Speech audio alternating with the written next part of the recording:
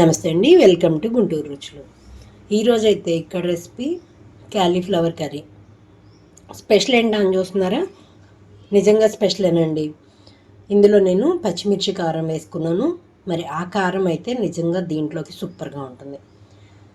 మరి ఎలా ప్రిపేర్ చేయాలనేది ఫుల్ రెసిపీలో చెప్తాను, వీడియోలో చేస్తూ చెప్తాను. అంతేకాదు వైట్ రైస్ కాంబినేషన్తో చపాతీ, పుల్కా వీటిల్లోకి సూపర్గా ఉంటుంది. నేను టమాటా కూడా తక్కువగానే వేసుకున్నాను. మరి ముందుగా కారం ఏం ప్రిపేర్ చేశాను వీడియోలోకి వెళ్తూ చెప్తాను. ఈరోజైతే ఇక్కడ క్యాలీఫ్లవర్ కర్రీ కోసం అండి నేనైతే పచ్చి మసాలా వేస్తున్నాను ఇందులోకి. దానికోసం నేను ఇక్కడ పచ్చిమిరపకాయలు ఒక 4-5, అలాగే వెల్లుల్లి రెమ్మలు ఒక 7-8, చిన్న అల్లం ముక్క, కొంచెంగా పచ్చి కొబ్బరి, దీంతో పాటుగా వీటి వరకు అయితే గ్రైండ్ చేసుకుంటున్నాను నేను.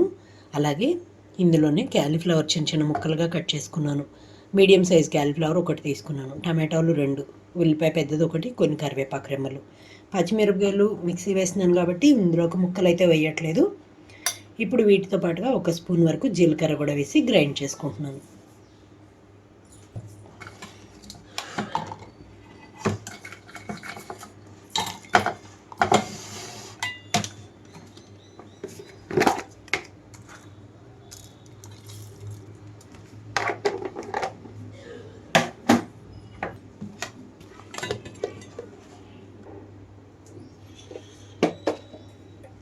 ఇక్కడైతే పాన్ పెట్టుకున్నాను, దీంట్లోకి ఆయిల్ తీసుకుంటున్నాను.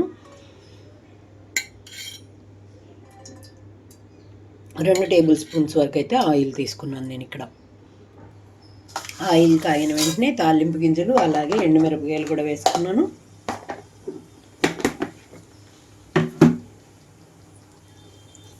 ఇక్కడ చూడండి, తాలింపు గింజలంతా ఎర్రగా వేగిన తర్వాత కట్ చేసి పెట్టుకున్న ఉల్లిపాయలు అలాగే కరివేపాకు వేస్తున్నాను. ఉల్లిపాయలంతా సాఫ్ట్ కలర్కి వచ్చే వరకు వేయించుకోవాలి. ఇక్కడ మూత పెట్టేస్తున్నాను నేను. మూత తీస్తున్నాను. ఇక చూడండి, ఉల్లిపాయ కొంచెం సాఫ్ట్గా అయిపోయిన తర్వాత ముందుగా ఇందులోకి నేను గ్రైండ్ చేసి పెట్టుకున్న ముద్ద వేసేసుకుంటున్నాను. అలాగే కొద్దిగా పసుపు కూడా.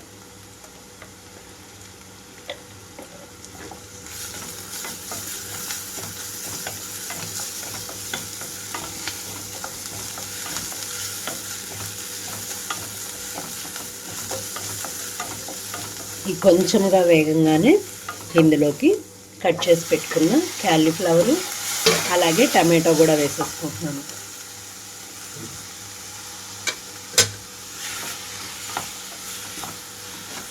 ఇంక ఇందులోకి కారం అయితే అవసరం లేదండి, ఇక్కడ రుచికి తగినట్లుగా సాల్ట్ వేస్తే సరిపోతుంది.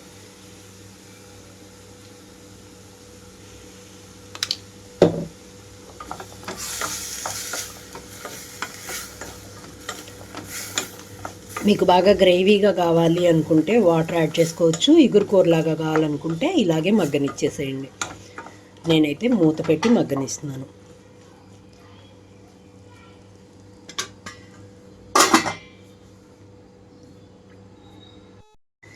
కరెక్ట్గా 10 నిమిషాల తర్వాత అయితే మూత తీస్తున్నాను నేను ఇక్కడ.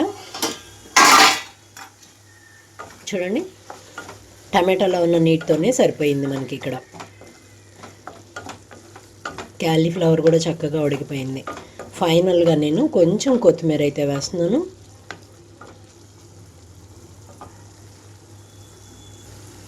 కొత్తిమీర అనేది మీ ఆప్షన్ మాత్రమే, వేసుకున్నా వేసుకోకపోయినా పర్లేదు. ఉంటే మాత్రం వేసుకుంటే టేస్ట్ అయితే సూపర్గా ఉంటుంది.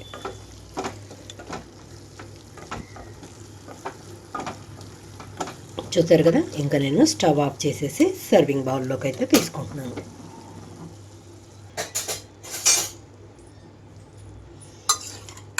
చూసారు కదా, క్యాలీఫ్లవర్ టమాటో కర్రీ రెడీ అయిపోయింది.